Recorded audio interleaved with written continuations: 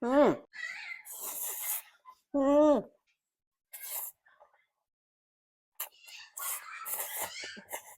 Ừ. Bậtតែក្បាលវីដេអូមកគីសរាប់កប់សេរីទៀតហើយបងប្អូនអើយថ្ងៃនេះបានមីគោកដាក់ជាមួយត្រីខយាយវិថាជាតិនោះជាតិគ្មានអ្វីមកអាចប្រៀបផ្ទឹមបានទេបងប្អូនអើយជាតិមែនតែនហ្មងហើយរបៀបធ្វើរបស់វាហ្នឹងគឺវាមិនលំបាកលំបិនស្អីទេបងប្អូនងាយស្រួលគ្រាន់តែដាំទឹកឲ្យស្រុះមីឲ្យវារៀងរិចបន្តិចមកហើយយើងចាប់ផ្ដើមឆាខ្ទឹមសរបស់យើងមកលីងខ្ទឹមសរបស់យើងឲ្យវាឈ្ងុយមកបន្ទាប់ពីយើងលីងខ្ទឹមសរបស់យើងឲ្យវាឈ្ងុយហើយយើងចាប់ផ្ដើមដាក់ទឹកម្ទេសបន្តិចមកបើសិនជាបងប្អូនអត់មានទឹកម្ទេសក៏មិនបាច់ដាក់ក៏បានដែរបងប្អូនក៏វាឆ្ងាញ់ដូចគ្នាដែរតែគ្រាន់ថាបើមានទឹកម្ទេសគឺវាកាន់តែល្អអញ្ចឹងណាធ្វើឲ្យមីរបស់យើងគឺវាកាន់តែឆ្ងាញ់បន្ទាប់ពីយើងចាក់ទឹកម្ទេសហើយយើងចាប់ផ្ដើមយកត្រីខរបស់យើងចាក់ចូលនៅក្នុងឆ្នាំងរបស់យើងមកហើយយើងចាប់ផ្ដើមស្រង់ត្រីខយើងចេញព្រោះដោយសារយើងត្រូវការកូរគ្រឿងវាដើម្បីឲ្យវាឈ្ងុយឆ្ងាញ់ហើយយើងមិនចង់ឲ្យបែកសាច់ត្រីហ្នឹងអញ្ចឹងណាបងប្អូនហើយឥឡូវសាច់ត្រីរបស់យើងគឺបានស្រង់ចេញហើយ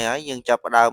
ចាក់អំបិលមីចូលនិយាយទៅគ្រឿងមីហ្នឹងគឺមានស្រេចយើងអត់ប្របាក់ផ្សំគ្រឿងអីច្រើនទេបងប្អូនហើយអំបិលមីយើងដាក់តាមមួយកញ្ចប់បានហើយបងប្អូនព្រោះដោយសារកុំឲ្យវាប្រៃអញ្ចឹងណាបើបងប្អូនចូលចិត្តប្រៃគឺដាក់2កញ្ចប់ទៅតែបើសម្រាប់ខ្ញុំគឺដាក់តាមមួយកញ្ចប់ទេព្រោះដោយសារខ្ញុំដាក់ទឹកម្ទេសដែរអញ្ចឹងណាបន្ទាប់ពីយើងដាក់គ្រឿងចូលអស់ហើយយើងចាប់ផ្ដើមបើកភ្លើងតិចតិចមកហើយយើងចាប់ផ្ដើមកូរគ្រឿងហ្នឹងឲ្យវាចូលគ្នាមកបងប្អូនបន្ទាប់ពីយើងកូរគ្រឿងសព្វចូលគ្នាហើយយើងចាប់ផ្ដើមភ្លក់ទៅថាបងប្អូនចង់បានរសជាតិបែបម៉េចថែមថយតាមហ្នឹងទៅតែខ្ញុំចូលចិត្តរសជាតិរៀងផ្អែមអញ្ចឹងណាបងប្អូនហើយបន្ទាប់ពីយើងដាក់គ្រឿងក្រៅចូលអស់ហើយយើងចាប់ផ្ដើមដាក់មីយើងចូលមកយើងច្បល់វាចូលគ្នាមកឲ្យវាចូលជាតិគ្នាឲ្យវាខាំចូលគ្នាអញ្ចឹងណាហើយមីនេះដែរបើសិនជាមានគីមឈីមាន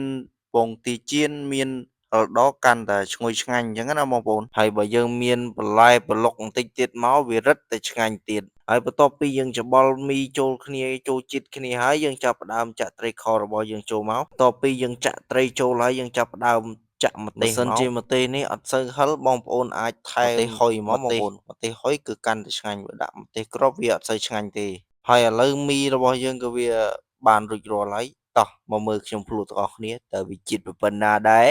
យេហើយយកវត្តសកាយសាយទាំងបុកសុខសบายទាំងអស់គ្នាឥឡូវនេះមីរបស់យើងគឺវាឆ្អិនហើយមីគោកត្រីខយើងហ្នឹងណាតើបងប្អូនមើលថាវាជាតិប៉ុណ្ណាដែរចាំមើលមើល